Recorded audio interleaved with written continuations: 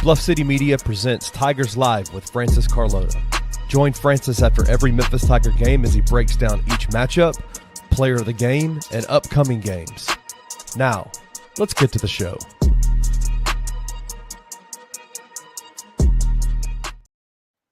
What's going on, everybody? Welcome to Tigers Live. I'm your host, Francis Carlotta, coming at y'all after the Memphis Tigers have bowed out of the NCAA Tournament a couple weeks ago. We're now in the Final Four of the NCAA Tournament. All 4 1 seeds are playing in San Antonio tonight, Saturday night. We're almost there, almost at the end of the finish line for the NCAA college basketball, men's college basketball season. Yeah, so it's a good time to do a recap of the Memphis Tigers 2024-2025 season as a whole. And as always, I'm joined by Kenny Stubblefield, the man. Roman will be here in a moment as well. Kenny, how you doing, bro? Man, I'm good, man. I'm actually really excited about this Final Four. I think this Final Four is I know it's chalky as all hell, but I dig it. Like, I dig the these are clearly, I think, for me, the 4 best teams in the for the entirety of the season. And so I always kind of enjoy the Cinderella stories. I enjoy the teams that it's kind of what makes the NCAA tournament so unique, right? Is that any given moment, any given day, any team can beat any team, and a team can make a run like the FAU team a few years ago. And I can appreciate that. But part of me, what I love about even the NBA playoffs is that you're always going to get in a 7-game series. Most of the time, the best team's going to win, right? Like most of the time, the team that is the better team, the more talented team, the better coach team is going to win a playoff series. And so you tend to most of the time get the best teams in the NBA playing against each other in the finals. And I appreciate that, because then you can walk away from it going, we know who the best team is. And I think that's what this Final Four is it's clearly we know. I think once this weekend is done, this Final Four weekend is done, we are going to know who is the best team in college basketball throughout the entirety of the year and specifically throughout this tournament. So I'm excited about it, man. I'm pumped. Yeah, absolutely. Me too. I think all two of these games, I was going to say all 4 of them, there are 4 teams. All 2 of these games, right, I think are going to be awesome. Just great basketball. I think they're all going to come down to the wire. There's great matchups on both sides of the ball in both games. You got superstar power on all these teams. You have incredible coaches leading all 4 of these teams as well. Yeah. This is great for all basketball fans. This is a fantastic Final Four that I think is going to live up to the hype. Kenny, I'll ask you this question kind of a little off topic, but how do you feel about the discourse about, the NCAA tournament is now going to be so chalky, so really blue blood heavy because of this day and age of NIL? And is that a bad thing for college basketball? I would love to hear your thoughts. I'm going to reserve my judgment on if it's a bad or a good thing, because it's been 1 year, right? Sure. Like, it's only been 1 year. And so I think let's allow it to kind of play itself out a little bit. I do think that there are some things that are coming down the pipe and related to NIL stuff that maybe will even the playing field a little bit. Will maybe kind of cause it to level itself out, that it's not just a glorified unrestricted free agency every single year, which is what it's been for the last couple of years.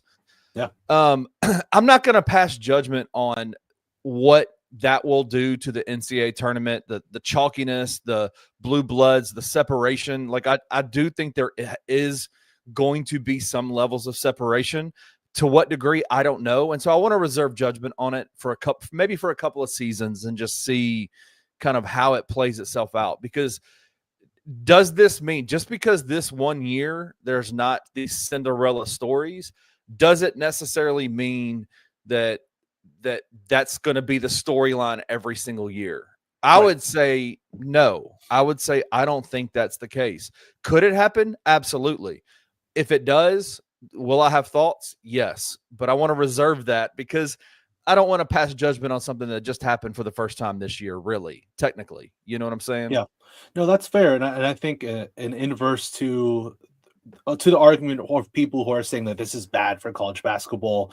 I think when in this day and age of NIL, it's proof that there's so much talent across all of Yes. college basketball. Yes. And you Yes. see, and the upsets that we've seen in the past are proof of that talent being so widespread across college basketball, playing for mid majors, playing for schools that we never would have thought about it, until it came to be the NCAA tournament.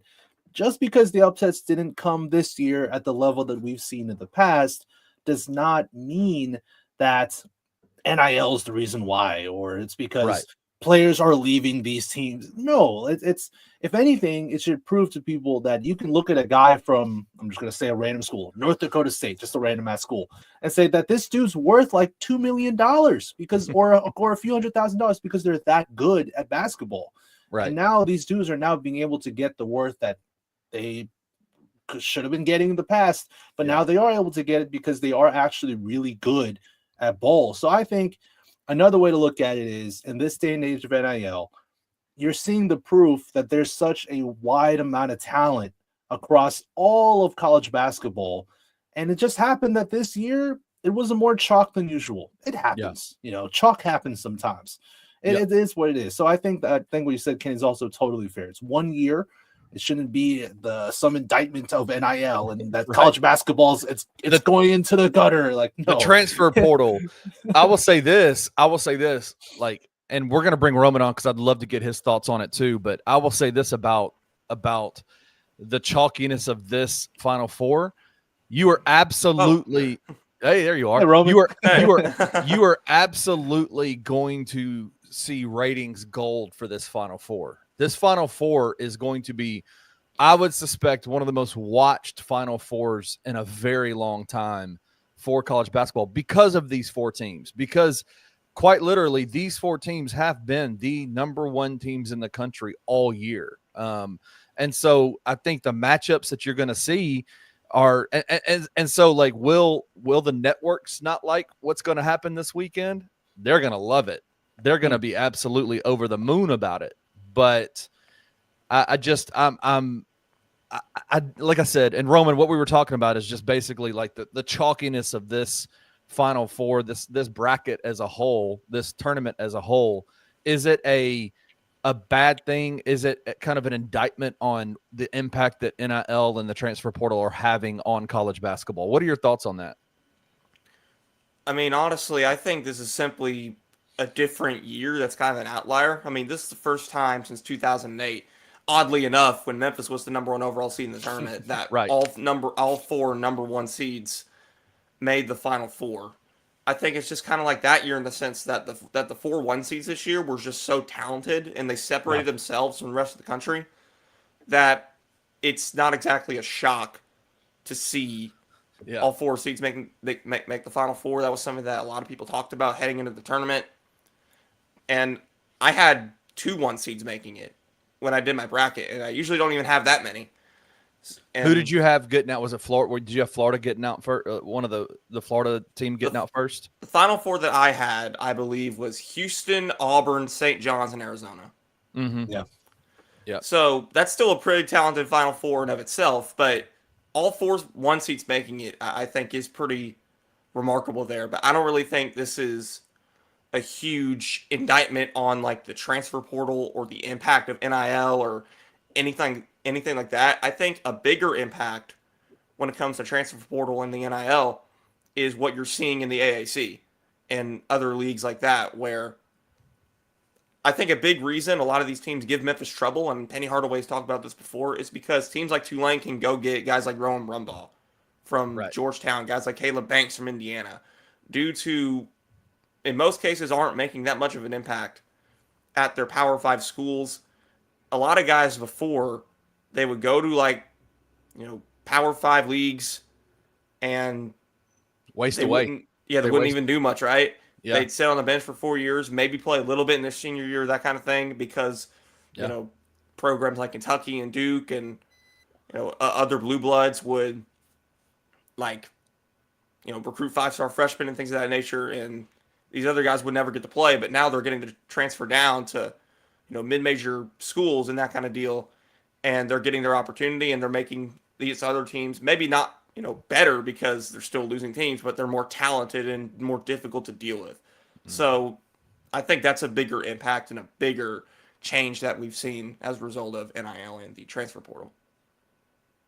Yeah, I think those are all great points, Roman. And we'll talk. There are pros and cons to everything in life. There are pros and cons to the transfer portal, pros and cons to NIL, obviously.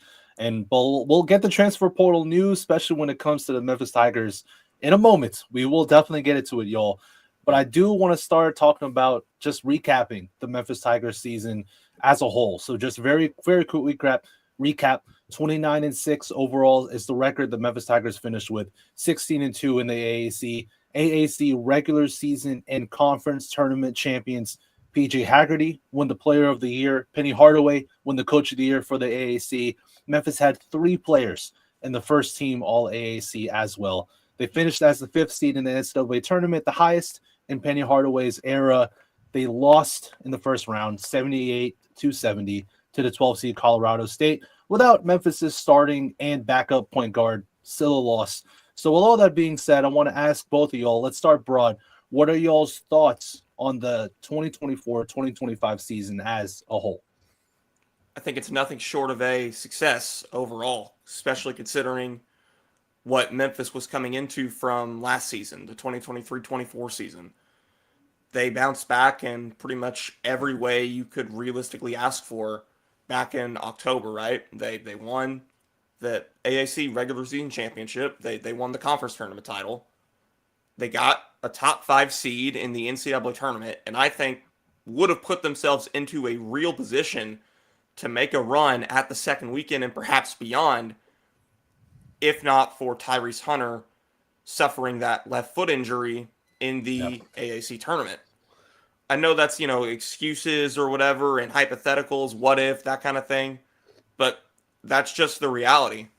I think Memphis is perfectly capable of beating Colorado State if they have Tyrese Hunter. I think they're perfectly capable of beating a Maryland team that needed a buzzer beater to beat Colorado State if they had Tyrese Hunter.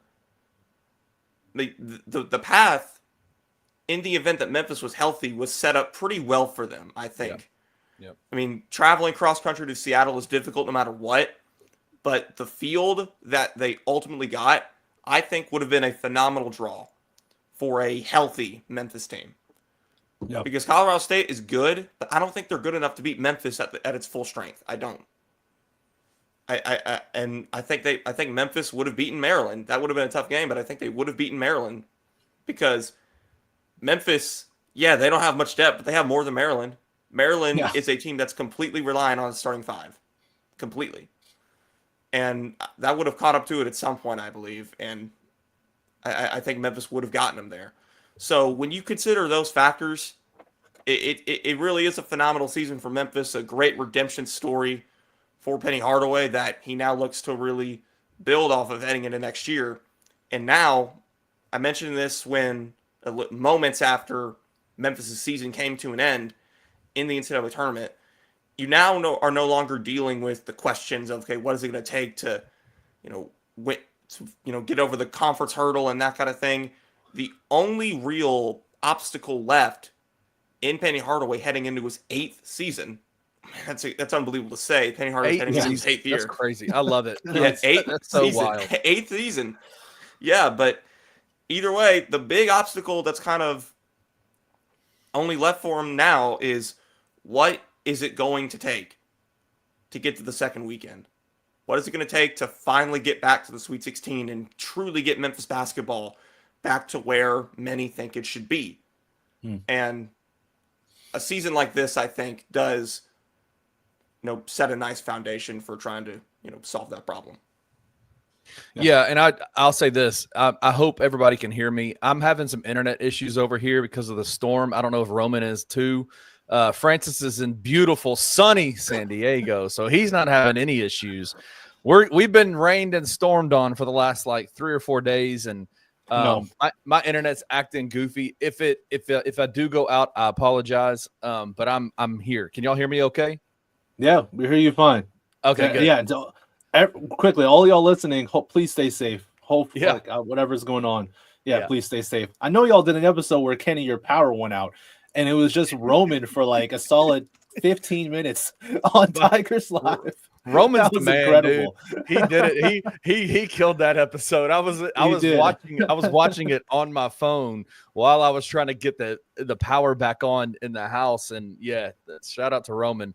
I don't live in the boondocks. Like I live in Collierville, but for some reason I went 4 hours the other morning without power. I was supposed to do the $2 sports show with Rusty Buckets, and literally the power turned on like 3 minutes before you're supposed to go live. So anyway, it's been a wild couple of days for power over here at the Stubblefield house, but I'll say I hope I'm good today. The internet's I think is doing okay now, but anyway, yeah, I came into the season, just my thoughts, the broad thoughts on this season. I came into the season with 3 goals, and one of them was to actually really, I guess. Nope. Just as he says it. Oh my God! Am I back? You spoke it. Oh, okay. There we go. Spoke it into existence. My first goal was I wanted Memphis to win. I wanted Penny Hardaway to win the regular season AAC championship. So check that one off the box.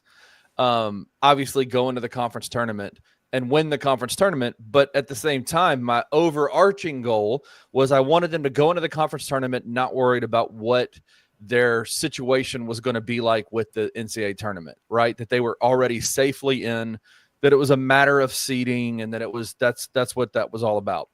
And they did that. And I think my goals were lowered because of last year and because of what we expect and what we think is going to happen, what happened last year with the team. And I think it was okay to kind of lower the goals and say, let's just take this thing step by step, right? Because if you remember, one of the things, and Penny's talked about this over the years, he came into college basketball thinking that his basketball IQ, his basketball acumen, that his relationships, that they were just going to come in and they were going to dominate, right? That they were going to dominate college basketball. And I think he learned very quickly, and I think Tiger fans had to recalibrate their expectations that it's a process, right? Like there's steps to this thing, like skipping those steps. I think we can be frank about it and say Penny Hardaway, due to his name, due to his popularity, due to his stature in the city of Memphis, skipped a lot of steps to become the University of Memphis head basketball coach. And so we've seen, and I don't think that's an indictment on Penny Hardaway. I think that's just the reality of the situation. But what we've seen over the last few years is him kind of growing in that, kind of with the job in hand, taking those step by step by step by step. And I think it was okay for us to say, you know what, like, let's take a step back from our unrealistic expectations of Final Fours and Sweet 16 or Elite Eights every single year and just reach the goals that are attainable right now. And so he did that this year. It was a successful season. And I agree with Roman. I think the next step for him is to figure out how, whatever it looks like, to take a deep run into the NCAA tournament, however you get there. And I think he'll learn that. And I think we have our ideas on what that looks like. But yeah, I mean, I think overall it was a successful season. Yeah, I'm totally with y'all. There's not too much for me to add on because we've talked about it on the last Tigers Live, and y'all talked about it many times. I've said it on Twitter. Yeah, there's nothing that anyone could tell me to convince me that this season was anything but a success. Last season, for me, was the real failure of the Penny Hardaway era. And if you want to look at this season and call it a failure just because they lost in the first round of Colorado State when they were a 5 seed and Colorado State was a 12, well, that's just BS. Like that makes no sense because last season was the failure. Letting go of the rope, finishing 5th in the AAC, playing with zero pride, zero give a damn to play for the Memphis Tigers. That's the failure. This season was really the opposite of that. Winning the conference title in regular season and the conference title, you could tell that these players really cared about playing for this team, playing for Penny Hardaway, playing for the city of Memphis, playing for each other. They all genuinely liked each other. They all got along. They all clicked. It was literally the 180 of last season, literally. And so if you're outside of Memphis and you hear Francis say that, you're probably like, what, dude, that's like elementary stuff. Bro, last year was the exact opposite of that. And so when Francis is saying that, like, it's because of how badly last year went with the team. Yep. And so this year, those are things to celebrate. Those are things to go, okay, things are moving in the right direction. Sorry to interrupt you. I know there's probably people that don't listen to that aren't Tiger fans that don't understand what we're talking about here, but that's the reality of the situation. Right. And I think that's the context a lot of national people or people who just look at the Tigers on a very surface level view. That's a context people don't have when it comes to this team and Penny as a coach and what we consider as this season to be a success and why we consider it to be a success. Yeah. I had 4 keys to the year entering the season. And I just want to run through them briefly and touch on how the Tigers ended up doing. So 2 of them were related to defense. One was just straight up defensive rating. They were 104th in defensive rating according to Ken Palm in the 2023-2024 season. This year they finished 43rd, so that's a genuine marked improvement in defensive rating for the Tigers. Also, 3-point defense was a big thing for me as well. Last season they were not good, 188th in the country in opponent 3-point percentage. This season they were 91st in opponent 3-point percentage. Not great, but it's still, again, a marked improvement. The 2 big ones on offense that I had that I think were the real reasons why the Tigers didn't reach the successes, besides not having their starting point guards, but a big thing that was holding them back, and we've talked about it all year. One was limit turnovers. The other one was sharing the rock. Well, Memphis in 23-24, 298th in turnovers per game, averaging 13.1. This season, they were worse. They were somehow worse in turning the ball over. 333rd, averaging 13.9 turnovers per game. Oh my God. So they were somehow worse than last season. And I wanted them to be higher in assists per game as well. They were 115th in 2023-24, 94th in this most recent season. So improvement, not the improvement I was looking for, but it's also hard to make a marked improvement in assists per game when you don't have the ball on offense, right, because you're turning it over. So it's hard to improve your assist numbers if you don't have the basketball. So that's basketball 101. Yeah. So those are the turnovers for me, the biggest thing that held them back. We don't need to rehash anything, but that's just how I felt. Those are my 4 keys entering the year. That's how they ended up doing in those 4 keys. So I do want to ask y'all, with everything that we've discussed, we all agree that this season was overall a success. And I think that should be the sentiment that every Tigers fan should have when you look at the 2024-2025 season. So I'm going to ask both of y'all, what is the state of the Memphis Tigers men's basketball program under Penny Hardaway? Kind of asking y'all to give a State of the Union address for this program. As we look ahead, as we enter the offseason with basically a brand new roster trying to enter the portal, what is the state of the program in y'all's eyes? I'd say they are back to pretty much where they are 2 years ago.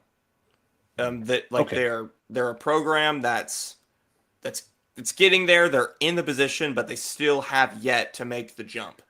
That's where they were 2 years ago. And then the 23-24 season kind of set that trajectory back a little bit. And they've now gotten back to this position where, what is it going to take? That's what they're asking themselves. What is it going to take to get back to the Sweet 16? What is it going to take to get back to the second weekend and subsequently put yourself in position to make a Final Four and possibly a national championship? Because that is the kind of program that Memphis obviously aspires to be. That's the type of program it's been for most of its history. Don't let the last 16 years fool you. This really is kind of a weird time in Memphis basketball where it's not at the top of the sport. And it's kind of what we talked about before. They have to find that right formula to potentially, get back in that position. And, this offseason is obviously going to be a very crucial proponent in doing that. Can they find the right fits in the transfer portal? Can they retain certain key players? We'll talk about that later, I'm sure. Mm-hmm. So, yeah, I mean, this offseason, like all others, is extremely massive for what's going to happen next year. Yeah, if I had to give a state of the Tiger basketball program, I would say that it is. I think on the basketball side of things are trending upwards. Right, you've got good players. You got obviously a head coach who is learning and growing, who has a status and a just his name in terms of being able to bring players into the program. I think he's got a really solid assistant coaching staff who are all returning this next year, which again Huge. might seem That's weird. huge. Might seem weird for non-Memphis fans, but for Memphis fans, when you say the entire coaching staff is coming back next year, that's something to celebrate, right? Like that's something to say, this is a big deal. The continuity side of things is really at a good place, I think, for this Tiger program. So I would say on the basketball side of things, the Tiger basketball program is in a good place and it's trending upwards. Here's where I'm concerned, Francis, Roman. This is where I'm concerned. Is what is the state of how this athletic department is adjusting to the new era of college sports, right? Like the NIL, the transfer portal, the conference realignment ideas, like the revenue sharing, the revenue sharing, yeah, all of those things. Like, is the Memphis athletic department, are they reacting or are they proactive to the things that are changing in college sports? I am more concerned about that than I am about where the Tiger basketball program is, because I think it's in good hands. And I think the Tiger athletic department is in good hands. But my question would be, is what are they doing to be proactive about to not be left behind, right? Like to not be left behind in all of these things that are happening in college sports. There's just a lot that is happening in college sports that's changing the entire landscape of, the power conferences are basically siloing themselves away from everybody else. And it feels like there is a very clear, the haves and the have-nots. And I am desperately concerned that Memphis is not doing enough as an athletic department to be in the haves instead of the have-nots, right? Like that's what concerns me. The second part that I would say is the Tiger basketball program has always been the city's team. It's always been the draw in the city. Even when the Grizzlies have been here, the Tiger basketball fans have shown up and showed out for Tiger basketball. We are on a trend of Tiger fans not showing up to games at home.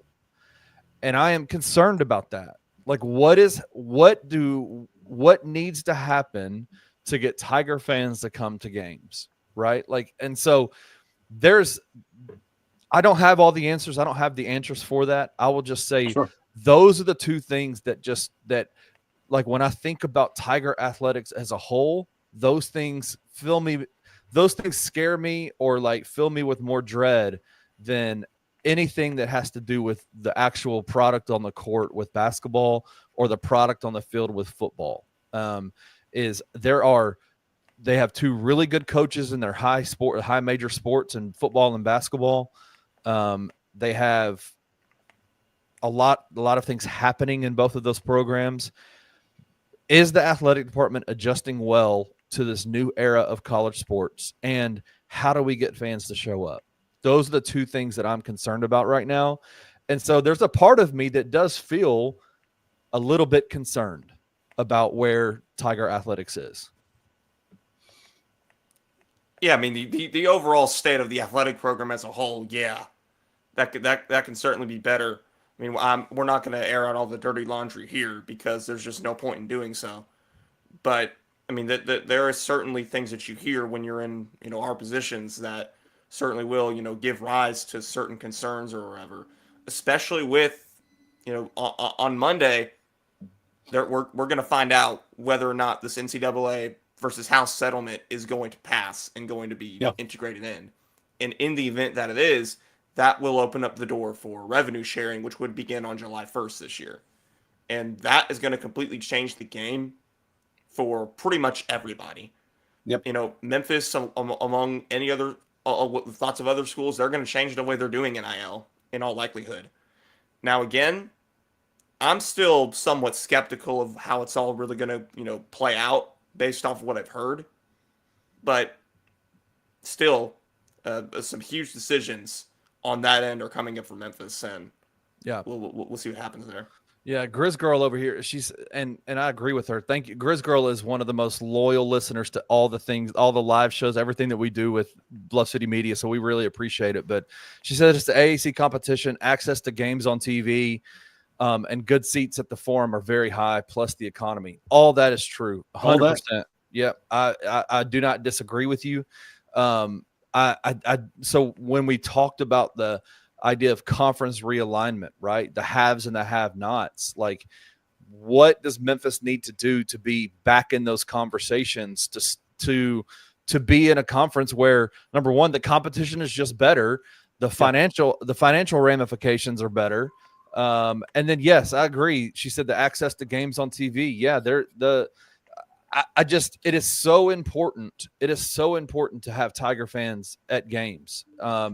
Yes, I get it. Access to TV, access to games on TV makes it easier just to stay at home and watch, and that's all well and good.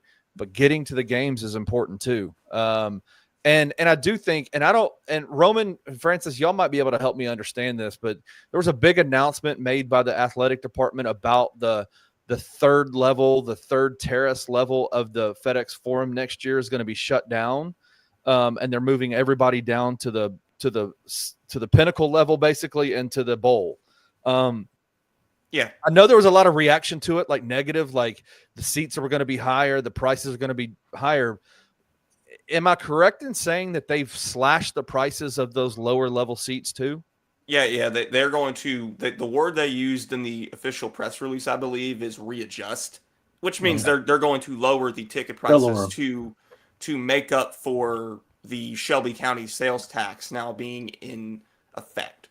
Pretty much what they're doing is they are asking fans to take on the 9.75% sales tax, put on by Shelby County in both ticket sales and parking. And that is, to the fans' credit, going to raise prices significantly. I mean, I'm not going to get, we don't need to get into this part, but right. There are things going on with the economy right now on a broad scale that are going to raise prices across the board for everybody. And that, combined with the changes that are going to be coming up with revenue sharing, that's, I think, why you're seeing these changes and these adjustments from the athletic department come into play. Overall, I honestly do think it's a pretty decent idea because you are putting on an extra tax onto the fans, and that's far from ideal for a lot of Memphians. There's no doubt about that. But at the end of the day, Memphis does need, its games to look better from an attendance perspective on TV. And I know that that's not exactly a big, a big talking point for a lot of people right now.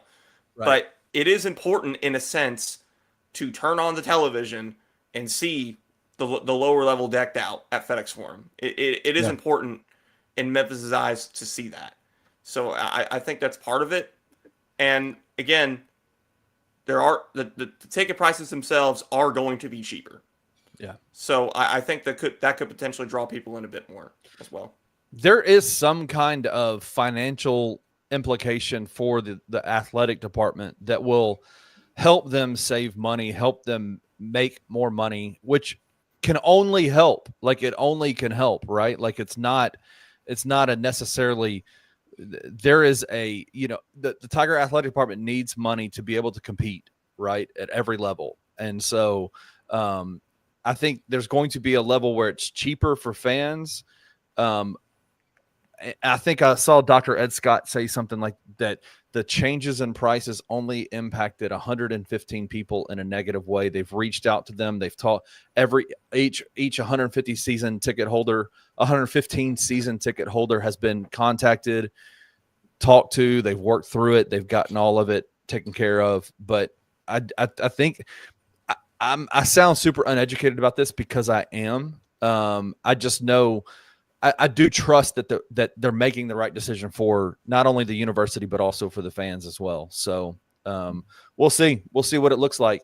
But I think those are the kind of things that I'm concerned about, is this next step of like the broader trajectory of athletics as a whole for University of Memphis. Is where are we headed to? Yeah, no, I think that's totally fair.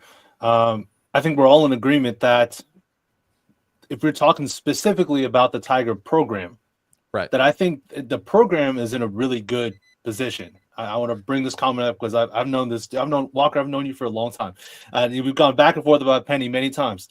I think Penny, as the head coach of this Tigers program, the ceiling is still, I think, a Final Four ceiling, maybe a national championship or national championship game ceiling, because I think Penny, his trajectory as a head coach in college basketball is going up year after year, especially as evidence of this season. So I think the state of the program of Tigers basketball under Penny Hardaway is in a very good position. I fully agree with you, Roman, that they're in that stage where they just got to fully break through. And, the glass ceiling's right there. They just got to punch through the glass ceiling. They're at that point in the program. And a discussion about how do you get more people in seats? Well, this on about Julian, we need to play Duke at home, bringing blue bloods for non-con. Yeah, that non-con stuff is all well and good. We've seen really high-profile non-con teams come to Memphis, and we've seen those crowds be incredibly electric. The issue is the conference games. It's like it's getting people to come down on a Tuesday night in the winter in Memphis to play UTSA. Play Rice. That's the problem. Memphis has scheduled their tail off in the non-con over the past few years. Yeah.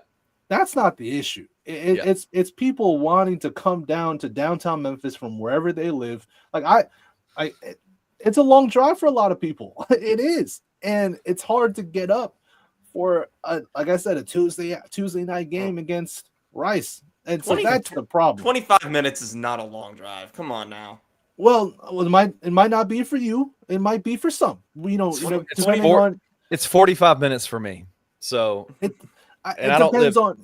Yeah, I'm just saying we don't know someone's circumstance. We don't know what access, what car they have. It might might not be for you, but it could be for some, depending on what access to vehicles and what type of car they have, and it all depends. So it could be a long drive for people. So my point is, it's just hard to get up for a game against Rice or get up for a game against UTSA. That's the issue. It's the in-conference stuff for me.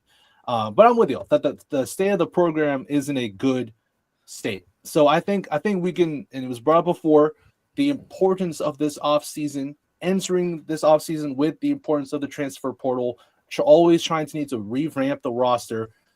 Memphis, I know, is involved with a lot of guys in the transfer portal, a lot of people. Roman, do you have a list of guys who have either visited Memphis already or have plans to make a visit to Memphis? I think you do. Do you have that list? Yeah, so the four guys who have actually already visited Memphis are Quante Berry, Tanner Toulson, Duncan Powell, and Quincy Ballard. Quincy Ballard has not visited Memphis. No, he's not. Oh, has he not? Okay, I thought it was planned. I think it's planned, right? And Chris Bell, the forward from Syracuse. There it is. Those are the four guys who have visited Memphis. Jamichael Stillwell is the Milwaukee forward, is someone that I've confirmed that they are planning a visit for. Now, you're seeing a lot of reports come out. Memphis is planning to have a visit with this person. They're planning. We've seen a lot of people that are saying, oh, they're planning to have a visit with Memphis, and a couple of guys that we've seen this with, Amari Monroe, for example. The visit has never come. Amari Monroe first bounced Memphis out of his final 6 schools list, and then it actually announced today that he's going to be returning to Quinnipiac. So crazy. What? Yeah. That feels like a Yaxel Lindenborg type situation where everybody said he's leaving, he's going to go somewhere else. Memphis was in with him, and then he decided to go back to UAB. My only concern is for him is are they giving him like UAB did with Yaxel 75% of their NIL budget for a year, right? Like just to pay him to come back. Like that could potentially be the case there. But yeah, he's a player that I think most Tiger fans, when they saw that he was being looked at and heavily recruited by Memphis, was like, wow, that's the kind of guy that we would love to have, that size. I guess my question for both of you guys is based on like who we've seen the Tigers involved with in the transfer portal. It's pretty clear what Penny is targeting, right? Like it's that what we talked about, in the last show that we did, just missing that size at the wings, right? That big 6'7", 6'8", 200+ pound defender. And somebody who's a rebounder, defender, and an efficient scoring person. He's targeting all of those guys, wouldn't you say? Yeah, and forgot to mention this a second ago. Duncan Powell visited Memphis earlier this week. He committed to Georgetown today, so take him off the board as well. I think one thing that Memphis fans, I think, need to be careful about when it comes to, being concerned about how the portal is going so far. One thing that I think a lot of Memphis fans need to understand is that PJ Haggerty and his potential return is playing a massive factor into what Memphis is trying to do with the portal right now. Yeah. Based off the conversations I've had, they're essentially attempting to rebuild the roster around him and trying to cater that to his skill set. And if PJ doesn't return, that could potentially completely flip Memphis's plan in the portal. So I think it's very possible that we see a PJ Haggerty decision, regardless of what it is. I think it is somewhat possible. I'm not guaranteeing this, but I think it is possible that we see a PJ Haggerty decision one way or the other before we see a commitment to Memphis from the portal. I'm not guaranteeing that, but I do think that is a pretty big possibility.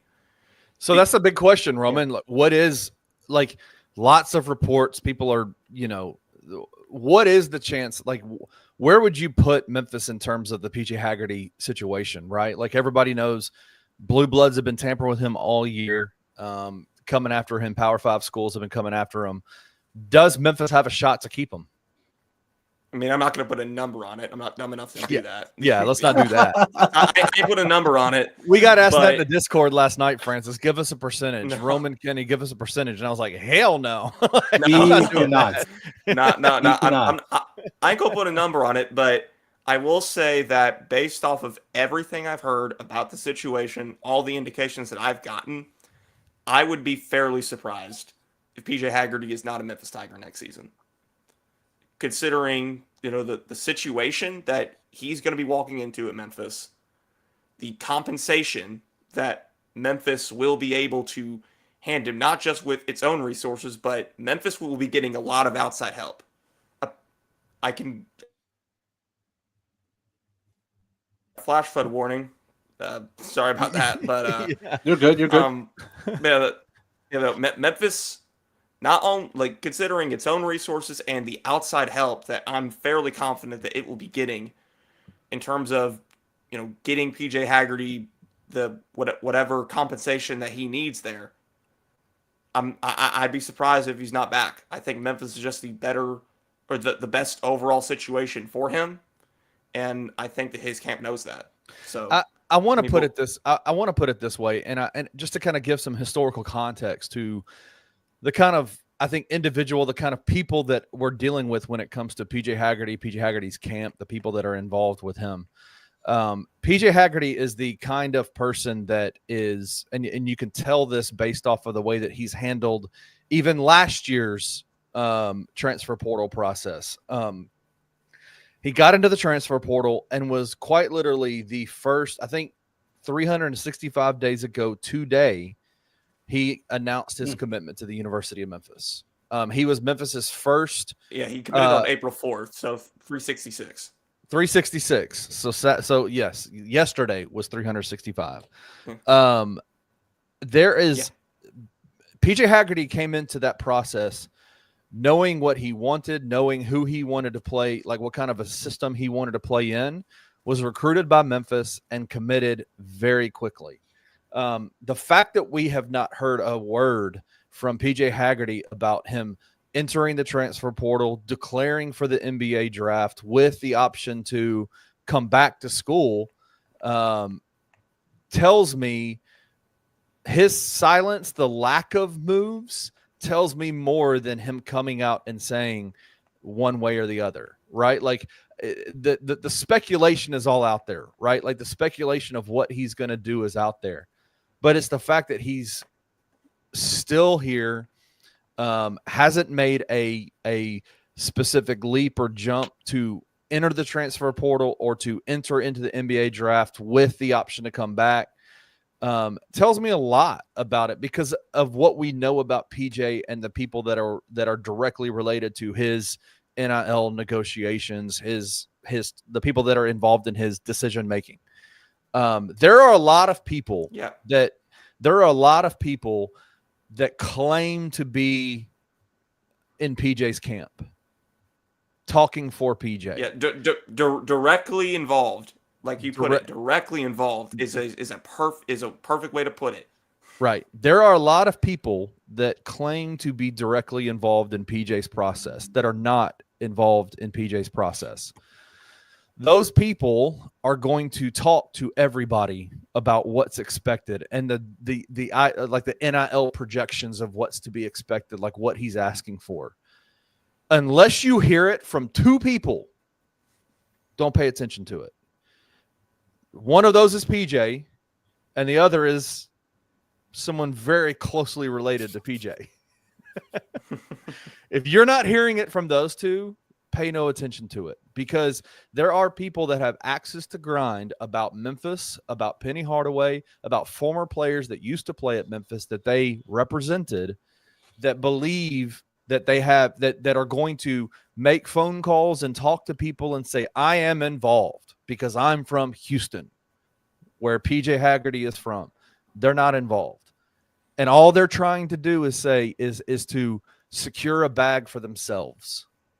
That's what I'll say. So I don't know how else to say it other than just to say, allow this process to play itself out without Tiger fans having these ups and downs of like, well, this person said this. Kenny and Roman and Francis said this over at Tigers Live, but look at what this person said.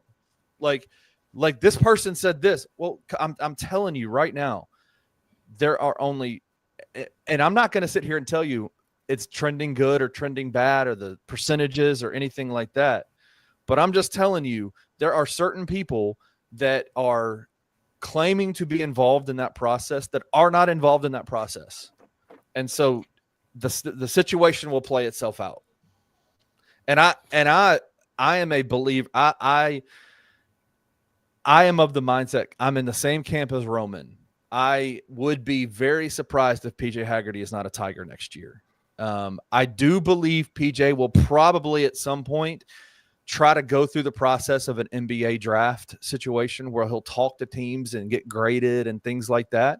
The fact that he hasn't done that yet also kind of makes me go, well, maybe he's not going to do that. I don't know. I would feel like he would be doing that right now. But if he's playing college basketball next year, I am absolutely confident that it will be for the Memphis Tigers. Yeah, well, I think that's music to every Memphis Tiger fan's ears to hear y'all make those statements, to be confident what y'all are saying. It's music to my ears as well. So, because I love PJ, obviously, we know how good he is. If he does return, and that leads to Memphis getting those 3-and-D athletic wing profile type guys to surround PJ with, I think that would put this roster in a even better position than they were entering this year because of just the more balanced roster that this team would have if they have a PJ Haggerty, if they're able to get the wings that that they have coming on visits to Memphis, and they get the necessary bigs to support those players as well. It's hard to do it's not hard. It's impossible to do a season preview for next year when we don't know who's on the team. Yeah. So that's not possible. It's all conjecture. Let's all hope that PJ does return and hope that Memphis builds the roster that we know they can build under Penny Hardaway. I do want to say that it was so interesting to see how obviously clear the type of profile of player that Memphis and Penny were targeting, how easily clear that was immediately. Like, it was pretty obvious that they're now going to go for 6'7", 6'8" wings who are athletic, who can rebound, who can drive, who can also hit a three and play defense. Like, Penny pretty much right off the jump was like, this is the type of player that I want for next season. And that was encouraging to me. It showed to me that he had a clear plan entering the transfer portal. And then also when you look back on the roster of last season, that was the glaring hole. I think Memphis defensively played overall really hard, really good defense, but it's also difficult to contest 3-point shots no matter if you communicate right or wrong. It's hard to contest shots if you're 6'2", if you're 6'3". It's just hard. And you're starting Colby Rogers at the 3, who's like 6'3.5", and he's with probably a negative wingspan. Probably. I don't know what Colby's wingspan is, but probably it's a negative wingspan. You saying he's got the Desmond Bain problems? No, maybe. But it's harder to. So look, I like the plan that is in place. Hopefully PJ does return and Memphis can fill out the roster in the way we know that Penny Hardaway can. Yeah. So as we look forward to next season, very briefly, again, real quick, there's some questions that are being asked in the comment one. Roman already talked through this. Do you guys see us getting a commitment soon?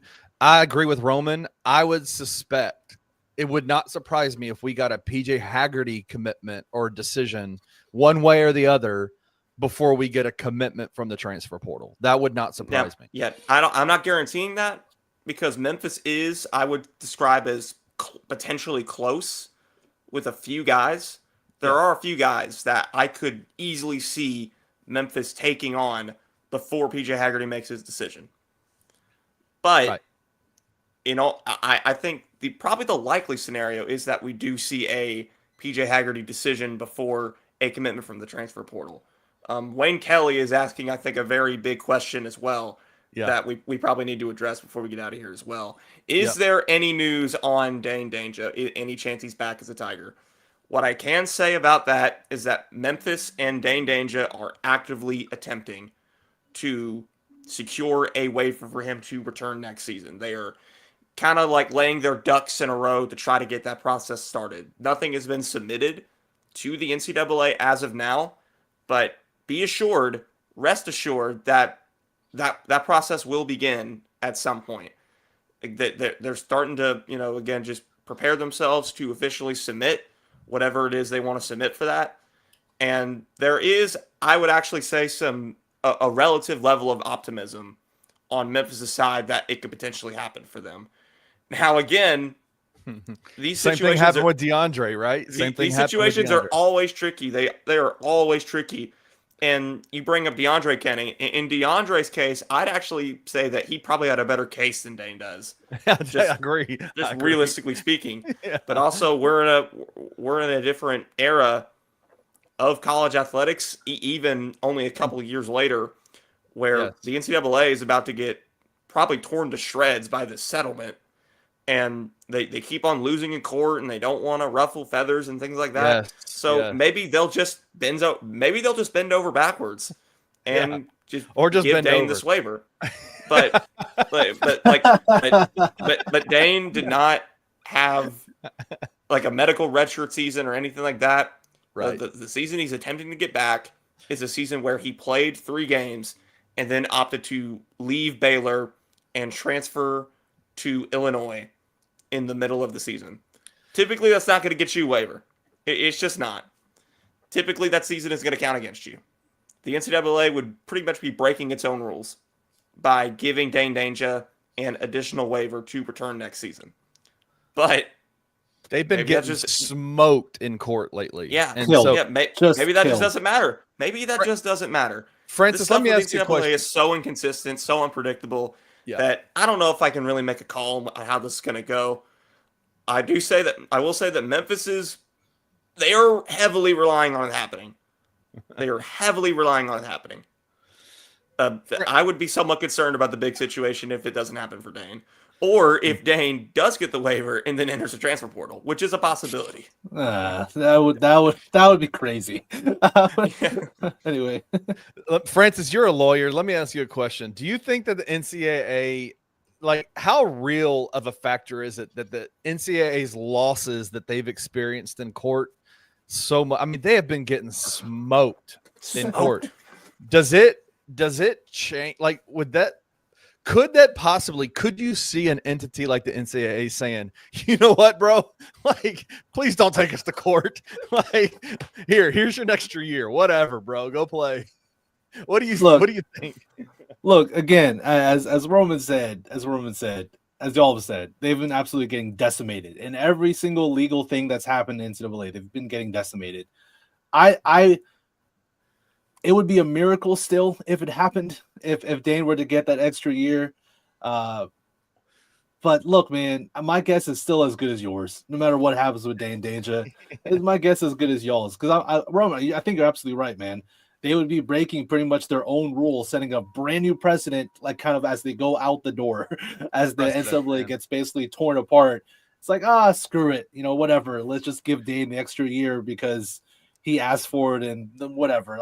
I think I would be still very shocked if it happened. Aren't they talking, Francis? Aren't they talking about giving automatically a 6th year to get 5? Isn't that what haven't they had those discussions? I think I've heard that somewhere. I don't know specifics in that regard. I think I've heard that somewhere, but I'm the wrong guy to ask if there's any legs to that moving. If they do that this year, if they do that this summer, Tyrese will be back. Colby will be back. No, I'm joking. That'll change everything. Oh man, yeah. Open up the can of worms of what the NCAA will look like in about 2-3 years. That's a different can. We could talk about it for like another hour. I got one more transfer portal topic I want us to discuss, and I want us to stay on this. We've been on for 58 minutes. I want us to stay on this for just a few. I need to hear y'all's thoughts.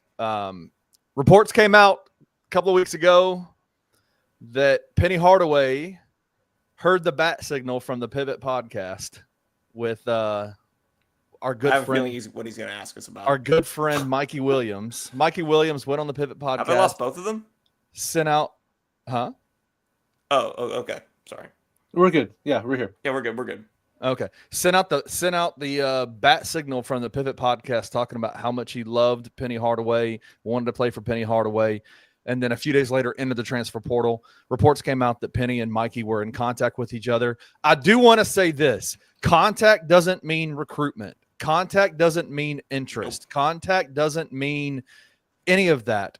But I wanted to ask you, like, I know Memphis fans freaked out, good and bad, positive and negative, about the potential of a reunion between Penny Hardaway and Mikey Williams.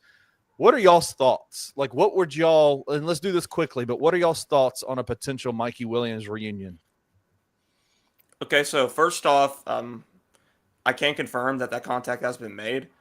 I've been, hesitant to, publicly discuss it for one reason or another, but regardless, that contact has been made. I can confirm that. Now, for me, it's kind of a weird thing to, fully process, if you will, for like, why would Memphis even be entertaining this in any way, shape, or form? Why would Penny Hardaway be entertaining this in any way, shape, or form? Because all of Mikey Williams's, legal situation happened while he was committed to play for the University of Memphis. Every single thing. mean, we have to remember that the only reason Mikey Williams is not a convicted felon right now because it is the courts gave him an opportunity to drop the one felony charge. He was charged with 9 felonies initially from his incident. He was charged with 9 felonies. And eventually, after months of court rulings and court battles or whatever, eventually they ended up settling, okay, you have one felony. You have one felony. But if you do community service and anger management courses and gun safety courses, we can get that dropped down to a misdemeanor. And that's ultimately what has happened. Mikey Williams' charge for, I believe, was, making threats with a firearm. That has been dropped from a felony to a misdemeanor. So that is the only reason Mikey Williams is not a convicted felon right now. We have to remember that. And also, the guy is barred from owning a firearm for the next 10 years. This is...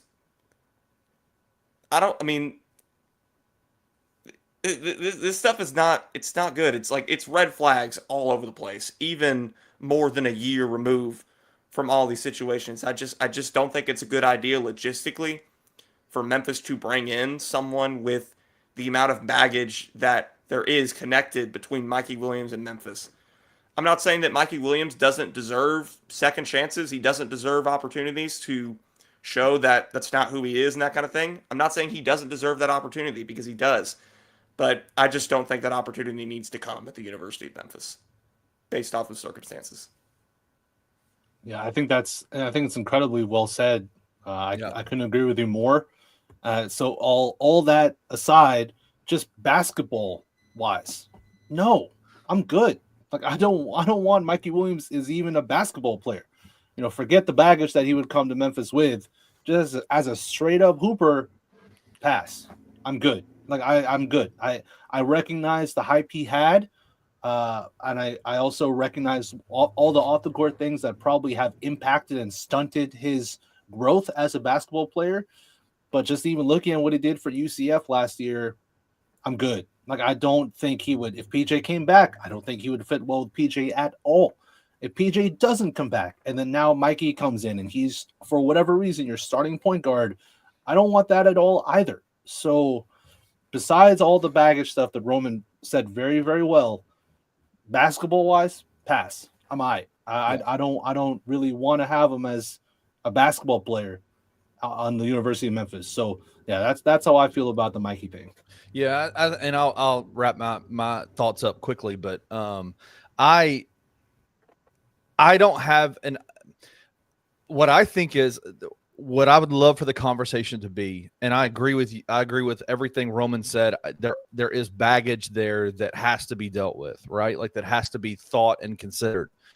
I do think in a lot of ways, Mikey has earned the right, and I think Penny Hardaway has earned the right to judge his involvement at the University of Memphis based off the basketball and not about the past drama, right? I think that there is, while acknowledging that drama is there, that past is there,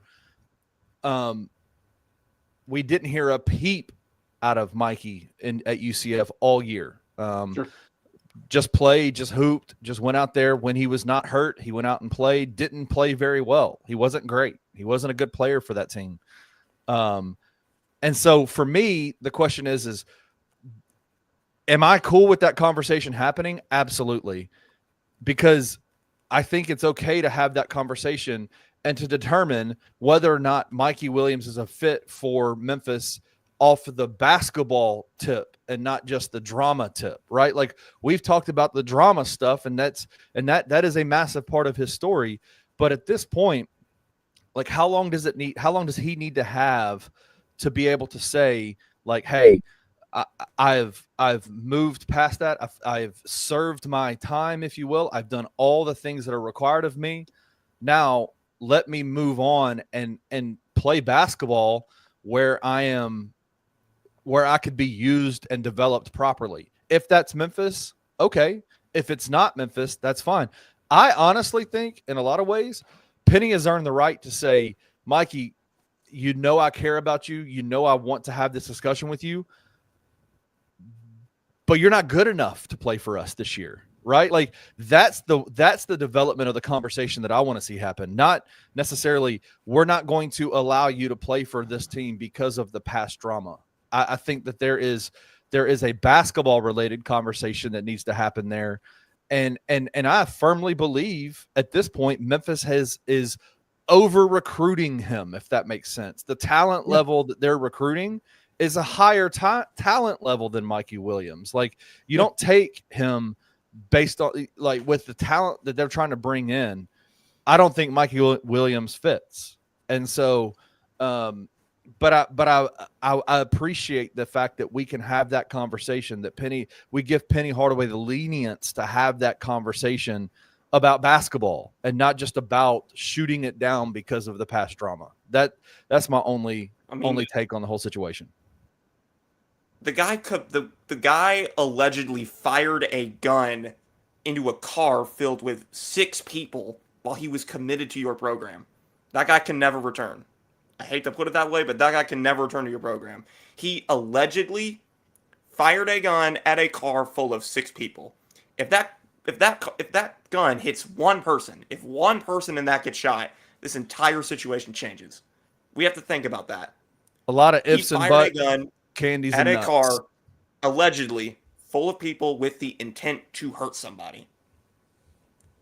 Like that can't just be thrown away. I understand that. He was accused of doing that, and there was a lot of evidence that he might have done it. Well, and we can't just throw that away. I understand that. That can't just go away after a year. That just can't.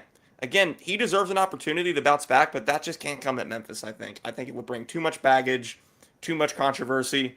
It would be the overarching story in a negative way. I think it could end up being a massive distraction. There's just too many potential risks with that for me to say it's a good idea on Memphis' part. Yeah, and I think that's why we have the judicial system that we have, right? Is that it's been adjudicated. It's easy to sit there and say, like, this is what could have happened or allegedly happened, and I agree with you. But those things have been adjudicated, and he has done what he's needed to do to get to be at the point where he can play Division I college basketball again. And so, yes, I understand the optics, the drama, whatever. But I just, at this point, it's like, how long does a situation, how long does that need to hang over his head when it's been adjudicated and he's done what he's needed to do to like get it down to where it is, to a misdemeanor, and it's off his record after a year? I understand, Roman. My point is that it's always going to hang over. It's always going to hang over his head at Memphis specifically. At other places, it doesn't have to. I think at other places, at other schools, he can go there with a clean slate and prove himself to be a valuable Division I college basketball player. But that's always going to hang over his head here at Memphis, specifically for one reason or another. So Mikey Williams in Memphis, I think is a bad idea. Mikey Williams and being a D1 college basketball player, I think that can still happen at plenty of other schools, but it just can't happen at Memphis for reasons I've already said.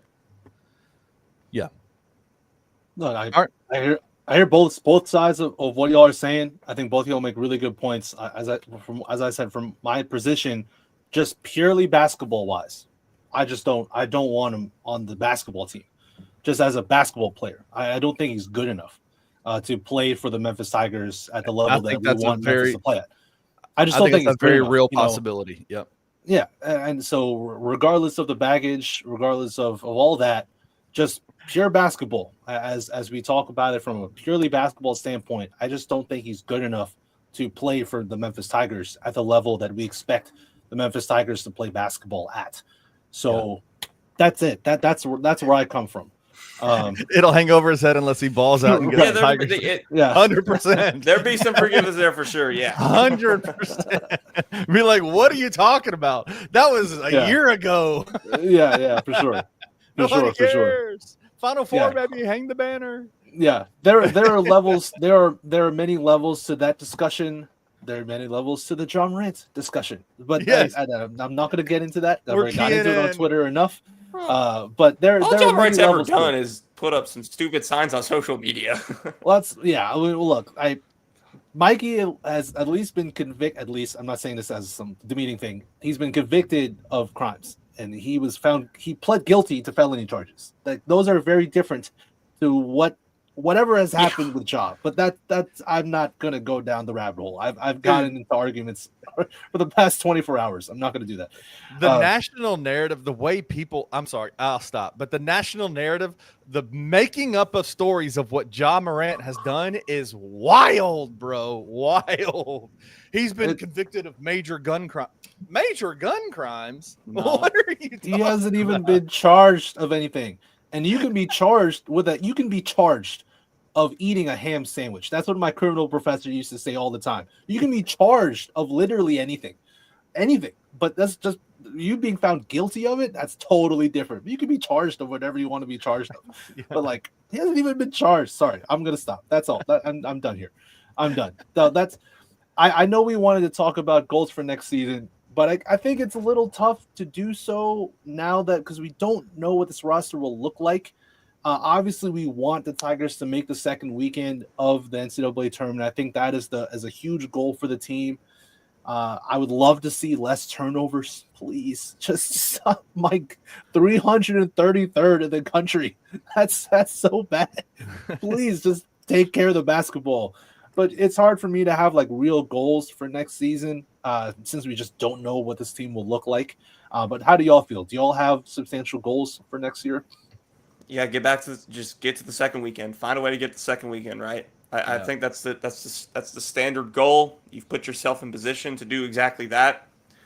Francis, with your point on the turnovers, I mean, now obviously there is a path for the turnovers to go down in Memphis to maybe not be towards the very bottom of the country. Yeah. In the category, but you're never going to see Memphis be like a top 10 team in like turnover assist ratio. Of like, course, they would have to fundamentally change the way they play for that to happen. I know. Fundamentally change everything about the way they play for that to happen.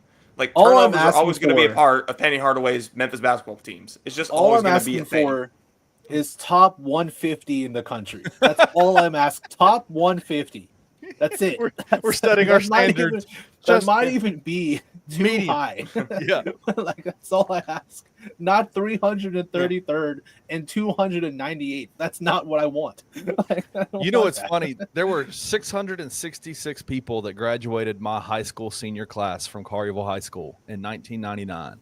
And I was ranked 333rd in GPA in that class. That's all. Listen, just aim medium, aim average, baby. Bang just average. Be average. Be bang average. Turning the ball over. That's all we want. Good to go. One place where one place where they don't need to be average is the defensive side of the ball. Yes. This has been the last 2-3 seasons, especially the last 2 seasons. They have been a better offensive team than defensive team. I think that needs to change. Just being honest there. Obviously, you want them to be as good offensively as they can be, but I would say that Memphis basketball is at its highest potential. Yeah, it's starting to turn up outside, but I think that Memphis basketball overall is at its highest potential when they are an elite defensive unit. And we've seen them reach that point multiple times in the Penny Hardaway era. Yep. Now, the defensive talent on those teams, the 2020 team, the 2021 team, 2022 team, the defensive talent on those teams was supreme. You had Lester Quinones, who was a phenomenal perimeter defender. You had Jalen Duren, who would block shots all over the place. Moussa Cisse, freshman Moussa Cisse, was an exceptional defender. Precious Achua was great in the 1920 season on both ends of the floor. So it's hard to find those kind of defensive talents that can make you an elite defensive unit, but I think Memphis needs to find a way to get back to that if they want to give themselves the best opportunity possible. Because if they can find a way to combine the kind of offense that they've been putting up the last 2 years with the elite defense that we've seen Penny Hardaway teams have in the past, that's where I think you can find yourself in a Sweet 16, Elite 8, maybe even Final Four type ceiling. I hear you. Yep. Kenny? For me, the expectation is I think the basketball is going to take care of itself. I think everything that both of you guys have said is on point. I genuinely want to see I have an expectation that, as I said, kind of what are my concerns? I want to see the athletic department like really, and I'm trying to not be mean, but I want to see them come up with a solid like structure of just communicate a solid structure, solid plan of how to best utilize the name and brand of Penny Hardaway and Memphis Tiger basketball and put the basketball program in a position to succeed, right? Like that's whether it's because we can sit here. I have no doubt that Penny Hardaway will be able to coach up whoever is on this team next year. I have no doubt for the next couple of years, however long he's here. My question is can the Tigers stay competitive in this new era of college sports? Yeah. And you have to stay competitive in regards to the NIL portion. You have to stay competitive in regards to conference realignment. You have to stay competitive in those things. Can the Tiger Athletic Department keep the Tiger sports athletics competitive in those markets? And I have concerns about that. I want to see that change. I want to see that I want to see some success in that area. So the basketball, I will wholeheartedly agree with everything that both of you guys have said. On my end, the other side of it, I'll say I want to see the Tiger Athletic Department set these programs up for success, right? And capitalize on the momentum that Ryan Silverfield and Penny Hardaway have brought to this Tiger athletic department. And I want to see Tiger fans get actively re-engaged as much as possible, whatever that looks like. That's what I want to see. So those are my two biggest question marks that I have about the future of Tiger athletics is, are they going to be competitive in this new era? And will Tiger fans actively re-engage? That's what I want to see happen. Cool. Yeah. Well, very well said, Kenny. Very well said, Roman, as always. As we hear the rain come down, bro, in the city of Memphis, God was telling Roman that ain't gonna happen. No, just the defense is gonna suck. No, just no. Assists will be at 15 next year. I do want to say, like, those players that you mentioned, Roman, especially like the wing players you mentioned as well. I think that's a profile that Penny is going for in this portal, and I hope if they are able to get those types of guys, that'll elevate the defensive ceiling of the Memphis Tigers next season. But look, y'all, we don't even know what this roster is going to look like yet, so let's reserve judgment on full anticipation of real expectations for next season until we know what this roster will look like. And I think this is a good time to just put a bow on the 2024-2025 season. Everyone who's tuned into Tigers Live this year, everybody who's in the comments who've always showed love to all of us, even the ones in the comments who haven't showed love to all of us, but have been there and have been active. I really thank y'all to everybody. This show is fantastic to do with Roman, with Kenny, to all the special guests that have come on the show this year. Thank you all to you as well. This was great. And now I think we can now just officially close this book of the 2024-2025 Memphis Tigers men's basketball season and look ahead and just see what goes on for next season. But again, just a big thank you to everybody who's tuned into Tigers Live, who's rocked with us from the beginning. If you're watching on Twitter, be sure to move to YouTube, like the show, subscribe to Bluff City Media. Just because Tigers Live is over does not mean that Bluff City Media doesn't have just a ton of awesome content being put out on a daily basis. Grizz 901 after every Memphis Grizzlies post-game show. All the amazing shows that are put up by Bluff City Media as well that come out on a daily basis. So you don't want to miss them. Subscribe to Bluff City Media. Hit the notification bell. Turn that on so you get alerted every time a new show comes out, new video comes out on Bluff City Media. You can find me on Twitter at Slugga Sports, SLUGGA Sports. Find Roman Cleary, the beat writer for the Memphis Tigers. Follow him. If you're a Memphis Tigers fan, follow Roman to stay up to date with everything that's happening with this program. All the transfer portal stuff, whatever breaking news that will happen, not even may, will happen. Follow Roman at ROA Clear. He's the man. He's amazing at what he does. Y'all find Kenny Stubblefield at Kenny_BCM and find him on basically every other show that Bluff City Media. I'm trying It's to. it's not a bad thing at all. It's not a bad thing at all. But yeah, y'all follow Kenny if you're not already. Go ahead, please. I have one more thing to say before we close this out. Man, Yeah. Bluff City Media, we are going on our 3rd year of being around, right? Bluff City Media was started out of this brain here of trying to fill a gap for Tiger athletics, Tiger sports coverage, the city of Memphis sports coverage. We have the Grizzlies. We cover everything basically. 3 years ago, we started this. And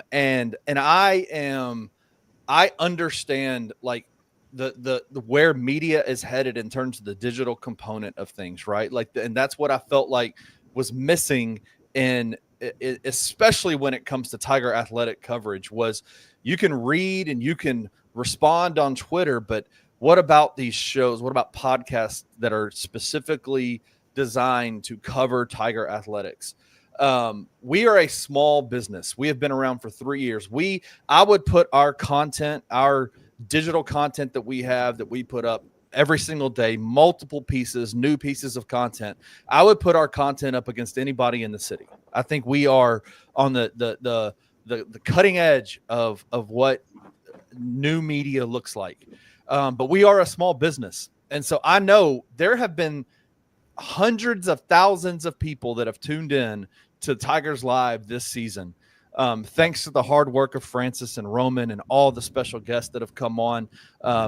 This show is amazing. And I love what this show is. But we are a small business and we understand what it means to grow a small business, right? To like say, hey, to put our nose to the grindstone and try to figure out how to make this work. We're all Memphians here, even though some of us have transplanted to Paradise. Francis Carlotta is a Memphian through and through. Roman always is a Memphian through and through. He is a University of Memphis student. I am from Memphis. We are all here. Most of us are here.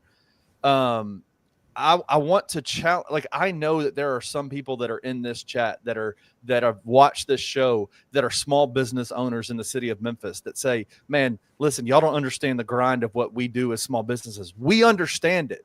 We understand it. There are other media entities that don't understand the grind of building a small business. We want to help, right? Like, we want to help you, small business in the city of Memphis, outside in the Mid-South area. If we have built, one of the things we've done very well is we have built an audience of people who listens to us, millions upon millions of engagements, of listens, of views every single month from the content that we put out.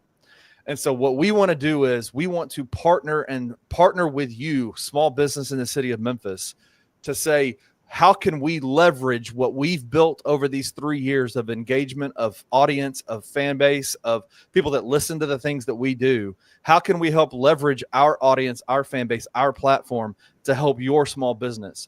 And so listen, hit me up. Kenny_BCM on Twitter, KennyStubblefield@gmail.com. We have sponsorship deals, marketing strategies, marketing packs that we have very detailedly put together to help small businesses grow, to leverage our platform. And so hit me up. I want to talk to you. We will make something work. We want to partner with you to help you grow, to help us grow, to continue to be able to put the content out that you guys enjoy so clearly. Hit me up. I'd love to have that conversation with you. Our packages, our decks are completely, they are very affordable. But we want to partner with you because we understand the grind of being a small business in the city of Memphis. And so hit me up, KennyStubblefield@gmail.com, or on Twitter, Kenny_BCM. Let's have conversations. So, but I want to shout out to you, Francis. You've done an amazing job for your second season of Tigers Live, dude. You are the man. When we started this show, it was immediate. The only person I could think of hosting this show was you. And so I'm glad to have you on board with us. And you deserve a well-earned break from the show. We'll be back. We will be back. We will 1000% be back, especially once we get, some real movement with this team. and all that. I know we will. Like no question about that. Quickly, I want to say, since I've been with Bluff City Media, the amount of growth this company that I've seen is so high. I know the amount of people who have. I knew the amount of subscriber growth that we've had in just this season alone of Tiger basketball, of sports. Awesome, just an incredible amount of growth, and so I echo everything that Kenny said wholeheartedly. So, look, y'all, again, thank y'all so much. Much love to you, Roman, to you, Kenny, to everybody who's tuned into Tigers Live. We'll see y'all hopefully sometime the next couple months to talk about any offseason moves. Definitely we'll preview the year once we get to that point later in 2025. But again, from me, from Kenny, for Roman, thank y'all for tuning into Tigers Live this year, and we'll see y'all next time. Thank you for listening to this episode of Tigers Live. If you enjoyed this episode, like and subscribe to Bluff City Media's YouTube page. For comprehensive coverage of all things Memphis sports, head over to www.bluffcitymedia.co and find out how you can become an insider. We will see you back here next time.